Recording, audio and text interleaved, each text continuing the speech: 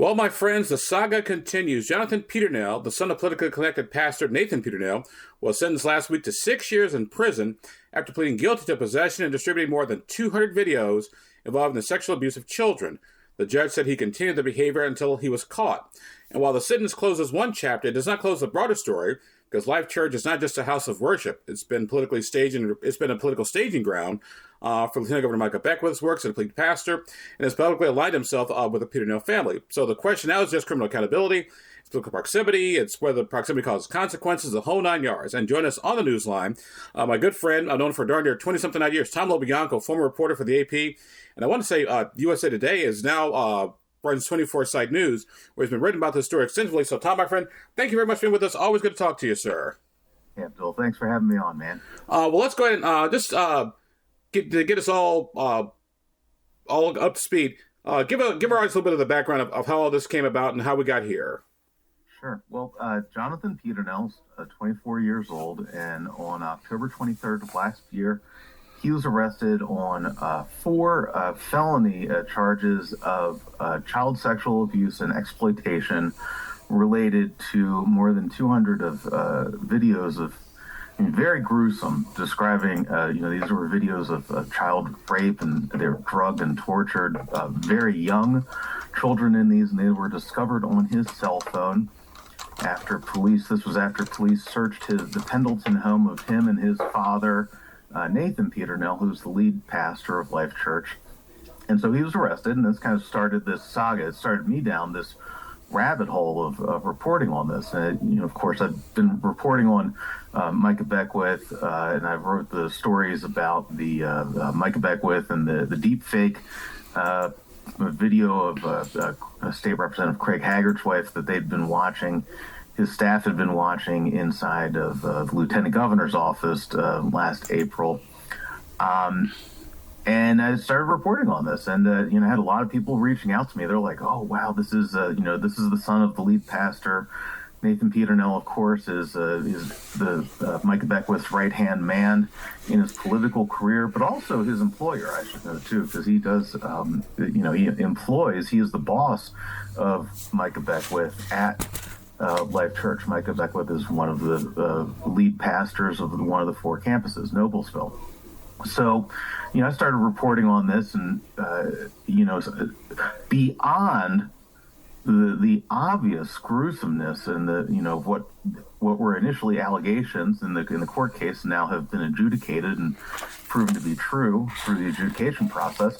I also heard from a lot of people who started reaching out to me saying, "Hey, there's more that's been going on inside Life Church, and there's more that Nathan Peternel has been doing." And I reported a number of these things over at 24-site news. It's number 24sight.news, 24-site news. You can also find me on Facebook. And also, folks, as I'm still reporting a lot of this. This is, as you noted, this Jonathan's sentencing is it's the end of the beginning, not the beginning of the end, so to say. And if you know anything, find me, please, and reach out to me. We can talk in confidence. I've been talking with a lot of folks in confidence. What I discovered in the reporting and what I reported at 24-site is that it's a long history of Nathan Peternel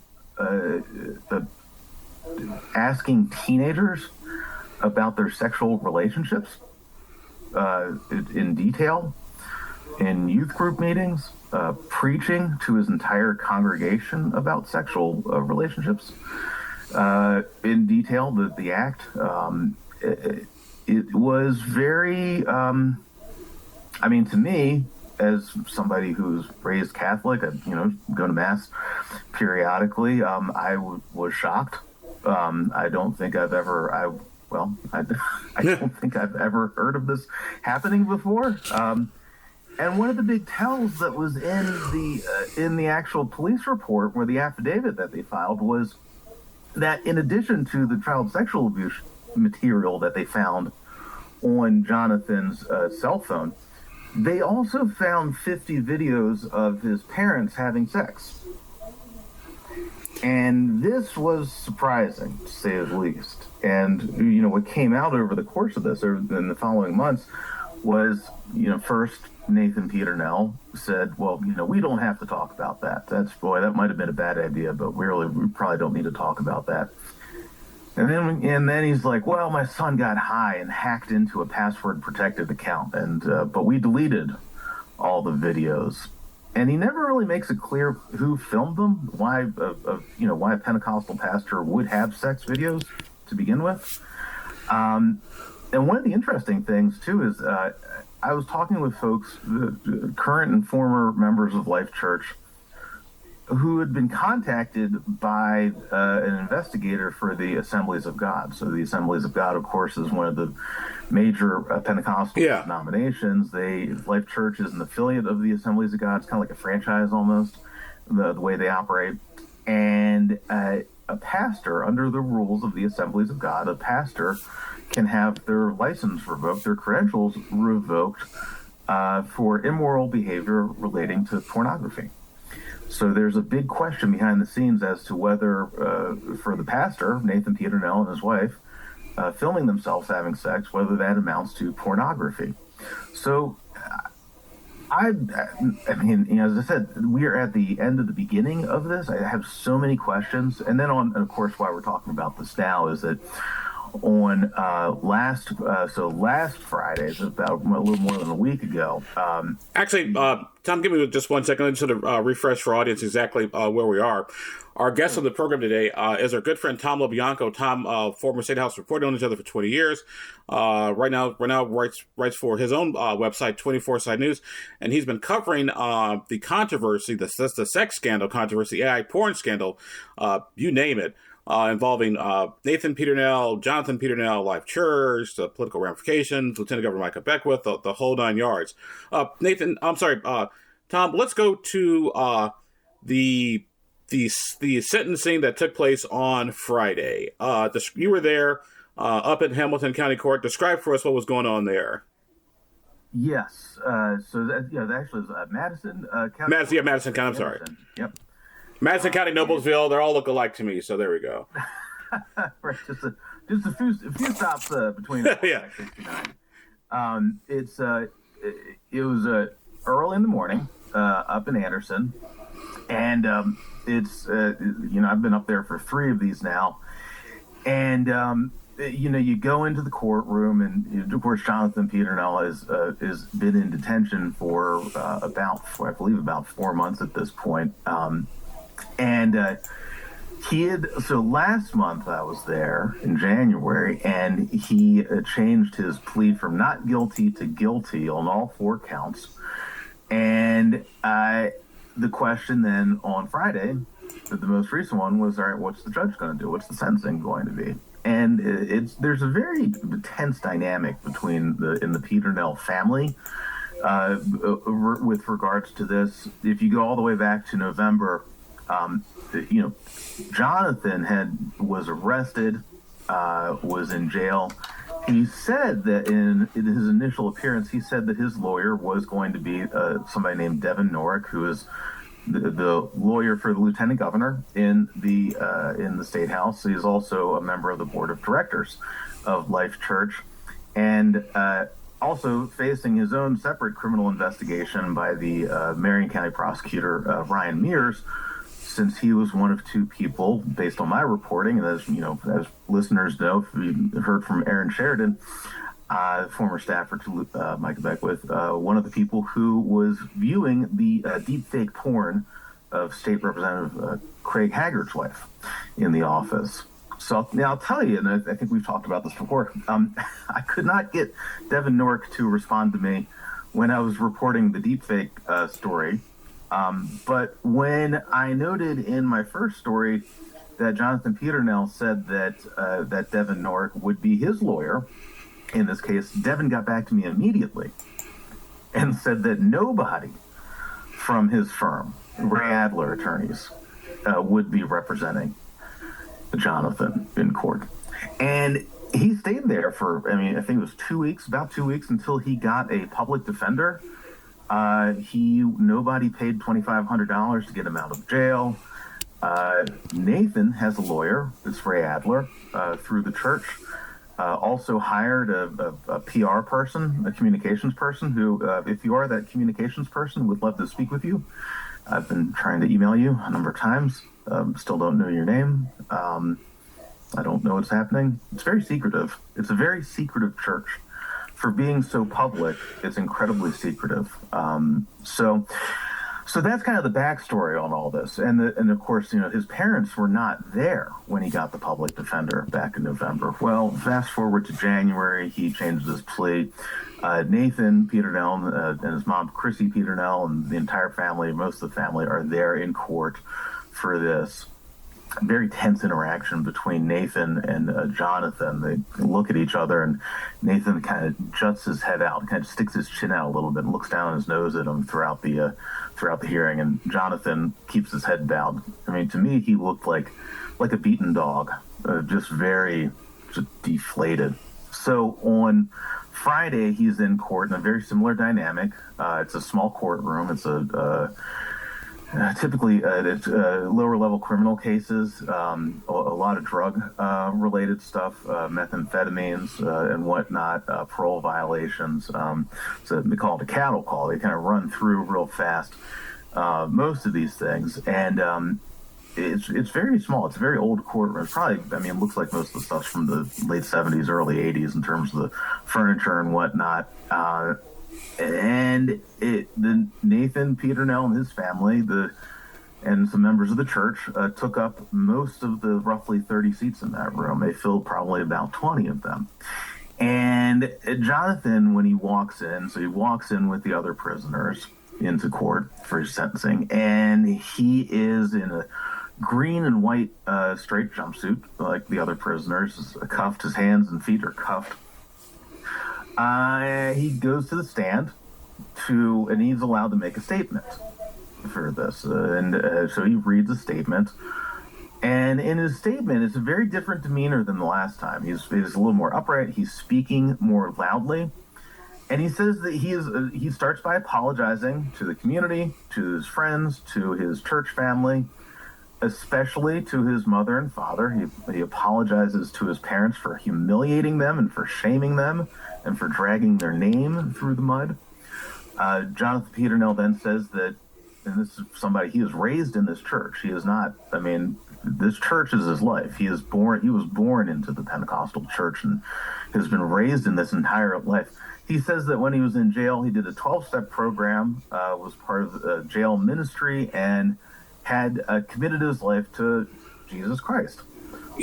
Tom, yeah. And this is not to be cynical, and I respect people of faith, even though I'm technically not one of them. And Tom LoBianco, 24-Side News, our guest on the program today, I always find it interesting that everybody finds Jesus only after they screw stuff up so bad down here that nobody else will talk to him. Yes. Yes. Well, it was surprising to me because I thought that, look, and people's faith is their faith, and Lord knows if there's any variation of faiths in the world, it's among Protestants, and certainly the world of the broader world of Christianity. Even among Catholics, we've got our own. We've got the equivalent of like Orthodox Catholics, and this new more kind of extreme conservative brand that J.D. Vance really embodies. So that's true of any faiths. But to me, it was really surprising to say that he committed his life to Christ, because I thought that was already the case. And that apparently there some faiths where you can be saved multiple times. So he talked about that, and he said that he knew what he did was wrong, and that he would commit himself to giving all of his money. Now granted, remember, he doesn't have any money. In one of the hearings, the judge asked him why he couldn't come up with $2,500, and he said, what his work history was, and he didn't really have much of a work history. Worked at a Buffalo Wild Wings for about a week and a half. Didn't last there very long. But he did say he would commit most of his money to Project Rescue, which is a nonprofit run through the Pentecostal church to stop child sex trafficking.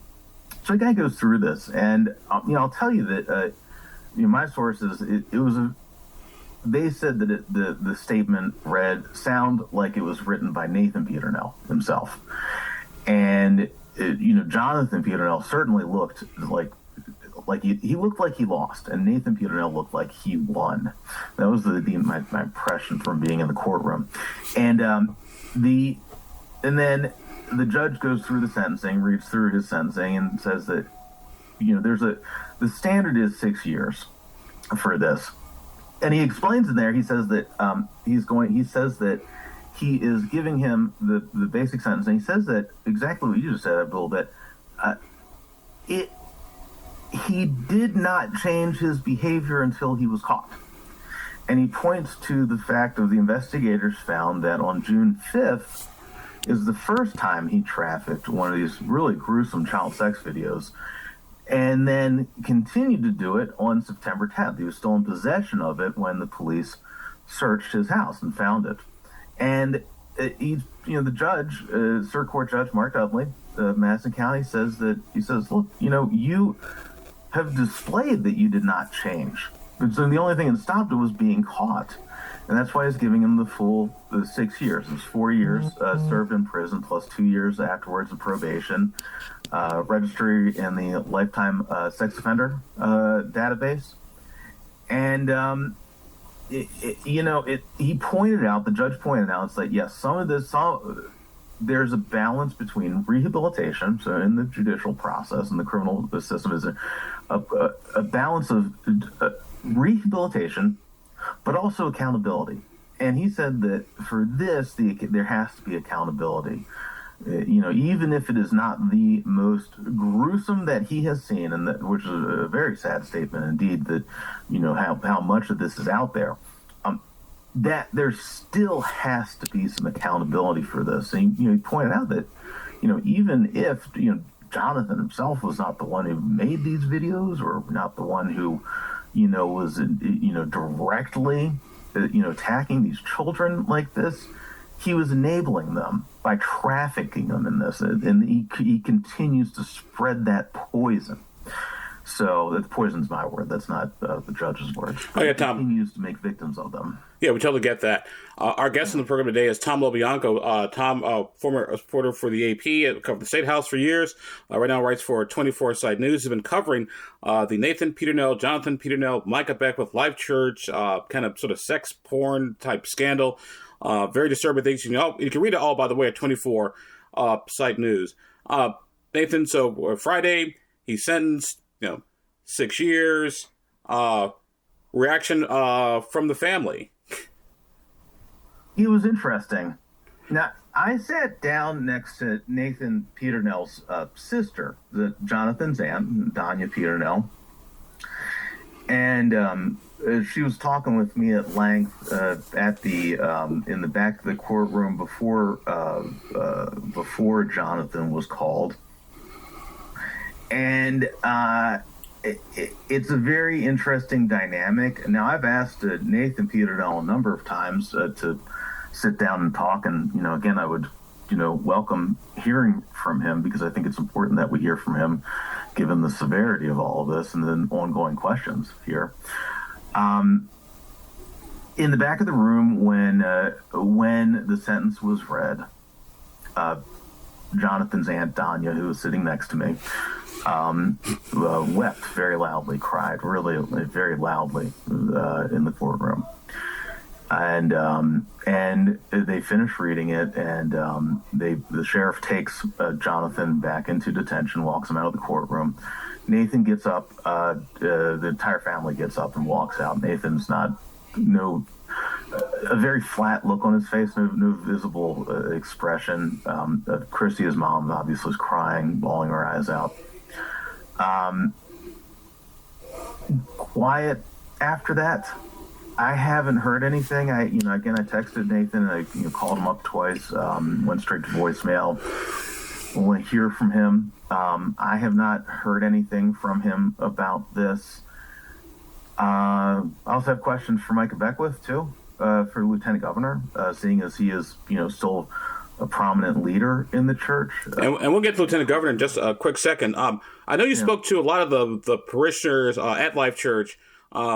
Throughout this entire process, I'm sure they're like in total disbelief, or some of them may have known, or just like, hey, there's something going on here. I'm going to keep my kids sort of away and keep my kids at a safe distance.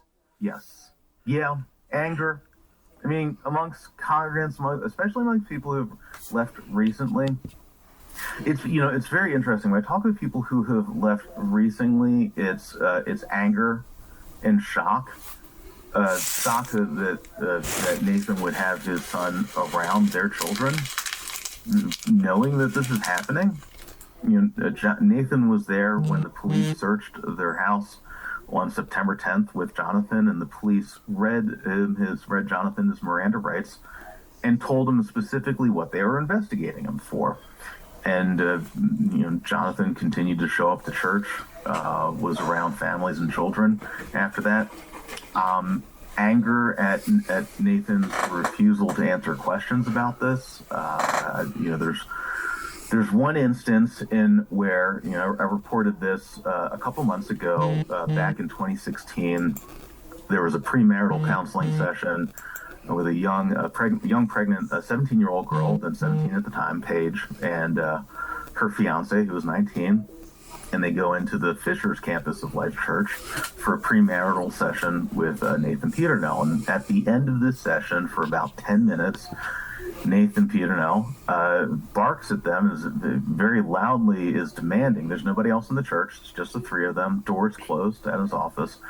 Demanding that they tell him in explicit detail how they achieve, as Paige notes in the video that I did with her, how they achieve getting her across the finish line in the intimate act, so to say, in very graphic detail. And he wants to know which body parts are used, how they are used. And this goes on for 10 minutes, and they are, it's aghast. And, remember, this is, she's 17 at the time and very frightened, incredibly uncomfortable to say the least. They report it to the church. About a year later, the church wraps him on the wrist, according to somebody who knew about this when it happened at the time, and chastised Nathan and said, that you're not allowed to have these premarital sessions off the books. You have to tell others inside the church that this is happening, and that you're not allowed to be alone with a minor without another adult inside the church. There has to be another adult in the church. And I kept hearing about this world of Nathan demanding that people tell him about their sex lives, and including minors, and also him preaching from the pulpit about his own sex. And there's one about him preaching about where you can buy sex toys. It's a biblical sex toy thing, and this was a routine thing in that. For Nathan, at least, I don't know if I have not heard Micah Beckwith preach about this. I do have a lot of questions for Lieutenant Governor. Same thing. I think he's blocked me on his text messages. We were texting for a while last year. He hasn't been responding to me since the deepfake story. But again, a lot of questions, especially because, as your listeners know, this. Micah Beckwith is very out front on the Haley-Busby legislation that's moving through the State House right now, dealing with cracking down on child predators.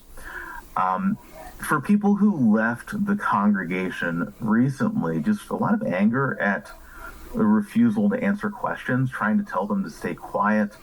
There was a meeting or there was a service back in November where Micah Beckwith and the head of the Assemblies of God, the state director for the Assemblies of God, said that preached the sermon of Jesus walking on water, and that his disciples should, that those, oh, ye of little faith, should not ask questions and have faith in your leader, which really pissed off a lot of people in the congregation. You don't say. Yeah, a lot of questions. And after this, one of the tactics that Nathan and Micah both use is saying, well, come meet with me in private. Meet with me, in private. We'll talk about this off the record. They don't want to talk about it in public. And in one of those meetings, Nathan blamed his wife for the sex videos, said that she has the Jezebel spirit and that he is a victim, the Ahab spirit. In this, and he was only trying to keep his wife happy by making sex videos. And the people who were in the meeting, the former congregants, I believe, asked him, well, what about this premarital session in which you demanded a teenager tell you about how she has sex? And his explanation of that was that he was only trying to ensure that they are clean, they keep their genitals clean when changing, how they are doing it. I don't want to go further than that. Yeah. And, again, refusal to be straightforward about it. And when I talk with people who left years ago, they say, that's Nathan, that's who he is. The people who have known him for a very long time, it's why so many people do leave. It's just an incredible amount of frustration. And also a sense that, sadly, it's not hard to see how someone like Jonathan, 24 years old, would end up like this, growing up in that environment. That's the other thing I hear about a lot. So it's just the tragedy of the entire thing. Tom LoBianco, our guest on the program today. Tom is a former State House reporter. Right now owns and publishes 24 Side News. He's been writing extensively about the controversy involving the Peternels, Micah Beckwith, Life Church, the AI porn, sexual, you name it. It's very disturbing, but it's actually something I think we should all really take a look at. Tom, couple things. Not to pivot gears just a little bit. Number one, obviously, this story has political implications because the lieutenant governor is Micah Beckwith, who has been with the church for a while, but also in the wake of all the Epstein controversy out there, I couldn't help but think as you were just sort of describing something like this is kind of like sort of in a weird way any sort of mini Epstein controversy. Yeah. Yes, absolutely. I did not appreciate before Jonathan was arrested how important Life Church and how entangled Nathan Peternel and the Peternel family and Micah Beckwith and the Beckwith family are in the church, and how much they turned the church into the operation which placed Micah Beckwith in the lieutenant governor's office, and was being used really continuously for a continuing campaign for some kind of higher office, be that governor, United States senator, whatever is on the horizon. And it's very, they used to do a lot of stuff with Charlie Kirk when he was still alive. They toured with Charlie Kirk as part of the campus ministries thing. They used to host a lot of local Republican events for state officials at Life Church, political trainings. From folks I've talked with, I kind of doubt that will be the case going forward. You mean like the 20-something odd people running against Senate Republicans right now? Don't get me started. yeah, man. I I do have a lot of questions about how much Micah knew about this. There's that window between the arrest on September 10th, the search on September 10th, where Nathan and Jonathan find out what he's being investigated for, and the arrest where the rest of us, public, finds out what's going on 6 weeks later. Because they have a podcast that they had been doing for a number of years fittingly enough, called Jesus, Sex, and Politics. And the last episode they posted was on September 10th or September 12th, 2 days after the search of the Peternel home, and also the assassination of Charlie Kirk, that at the afternoon of September 10th, and it was a tribute to Charlie Kirk. They haven't done anything since then. Nathan and Micah have not done any new podcasts since then, and also deleted a couple of podcasts. And I have a lot of questions for Lieutenant Governor on this. Also, a number of questions on for the governor too. Because obviously, if there was a rocky relationship between Governor Mike Braun and Micah Beckwith last year, really through the beginning of the year, through the 2024 campaign and the beginning of last year, that seems to have changed with Mike Braun really seemingly embracing Beckwith and Turning Point USA and the Turning Point USA activists more. now. So, I have some questions. And of course, they're both really out front talking about this Haley Busby child predator legislation. I have a number of questions of, well, what do they think about Jonathan Peternel? I mean, here's somebody directly in their lives who they know who was doing this. I have a lot of questions about how this happened. I mean, how did Jonathan Peternel, 24-year-old, fall into this? How long was he doing it? Who are the other members? The police in the affidavit note that there was a Snapchat group called Diddy's Disciples, which was this was the group where they were pushing the child sexual abuse material. And by the way, folks, Diddy Disciples is sort of tied to Sean P. Diddy Combs, who we all know that story. So just to get folks who aren't necessarily into hip hop, what's going on here. Yes. Tom, some of this you said too, I thought was interesting about the tape of the videos of the sex stuff going on.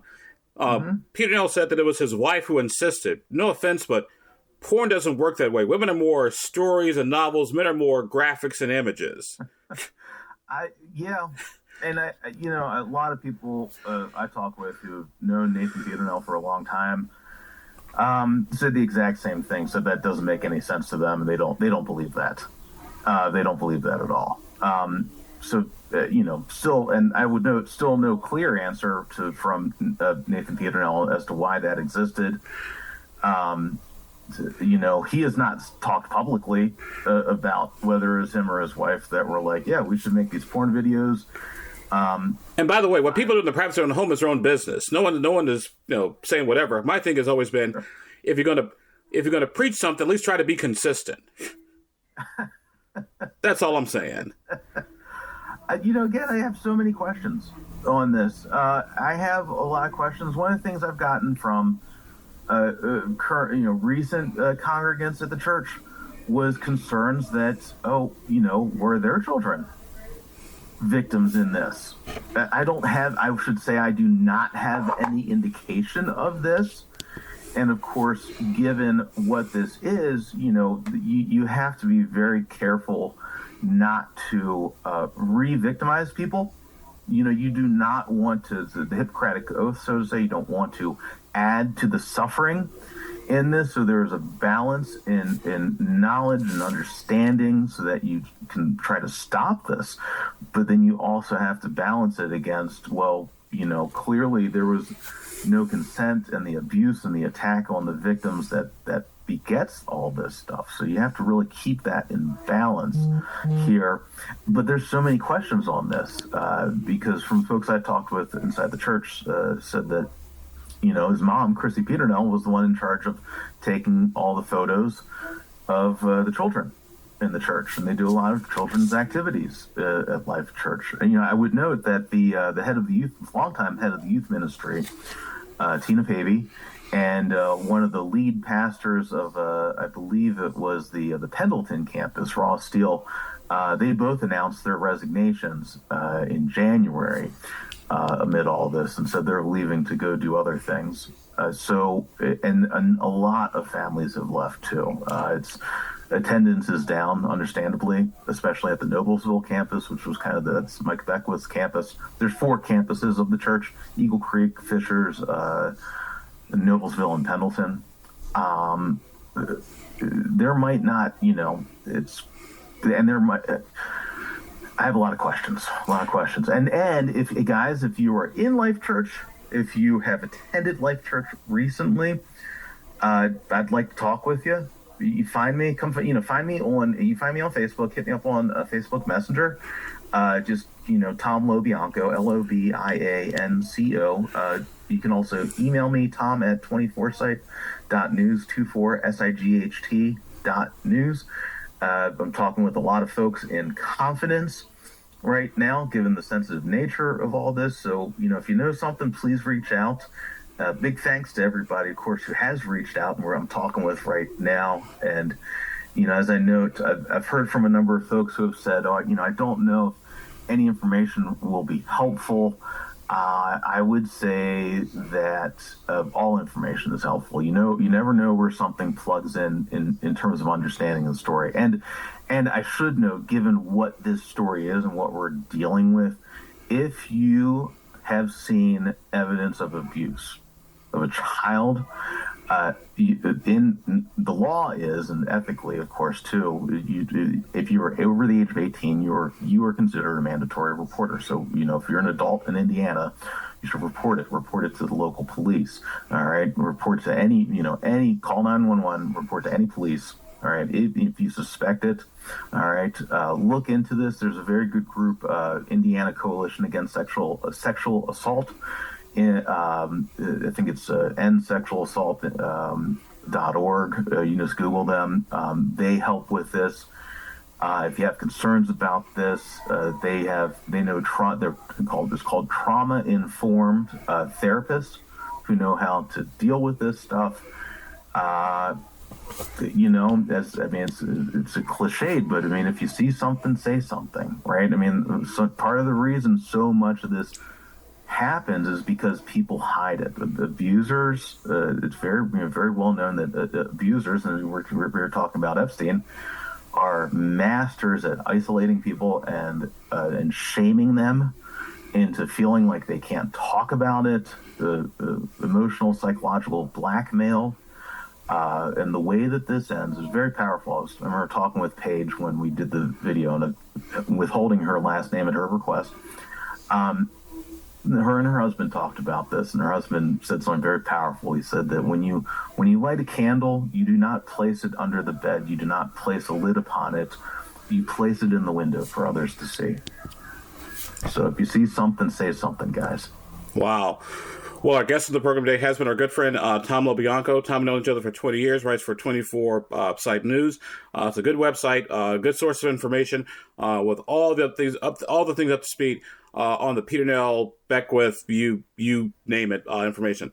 So, Tom, my friend, sir, thank you very much for being with us. Always good to talk to you, old friend. Thank you, Abdul. Thank you so much. All right, now I got one more question for you, then I'll let you go here. And I'll go back and sort of insert all this into the middle of the interview. Coming in 3, 2, 1. Tom LoBianco with us, 24 Site News, talk about the Jonathan Peternel sex scandal, kitty porn, you images, disturbing images, you name it. Tom, obviously, because of who the Peternels were associated with, Lieutenant Governor Beckwith, what do you see as the political implication of all this, particularly in 2026, we've got an election year going on right now?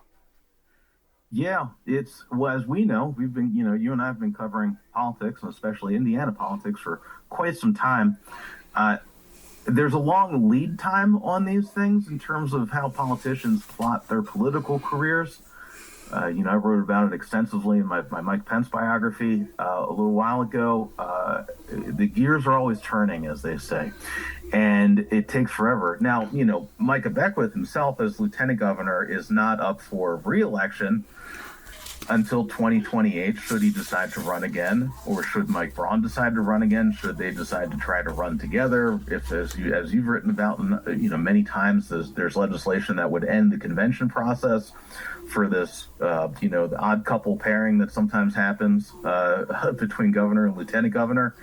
But behind the scenes, there's been a lot of talk about whether Micah Beckwith would seek either to run for governor himself or for U.S. Senate, for higher office.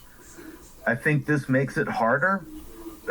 I don't see how you campaign, against child predators and against child trafficking and make that a centerpiece of your political career while it's happening right under your nose and you don't talk about it. And I think that, my sense from talking with folks and the behavior I'm seeing, that, the Peternels and the Beckwith think that this is disappearing, but I don't see how it does. It's just it's too big of a story. As as our old friend Rex Early used to say, there's hypocrisy and then there's hypocrisy. Okay. And he also used to say it's a mighty thin pancake that only's got one side. That's right, man. I know. What a legendary book! I remember. I think Nikki Kelly used to have a copy of that in the basement at the State House with, and John Gregg's on there too. Very. That's those two in peak form. I'll tell you. And that, my friend, was a whole nother time and a whole nother universe. Which, by the way, we got to get together and talk about that sometime. No, but Tom LoBianco, Tom, my friend, as always, good to talk to you, sir. Thanks, Abdul.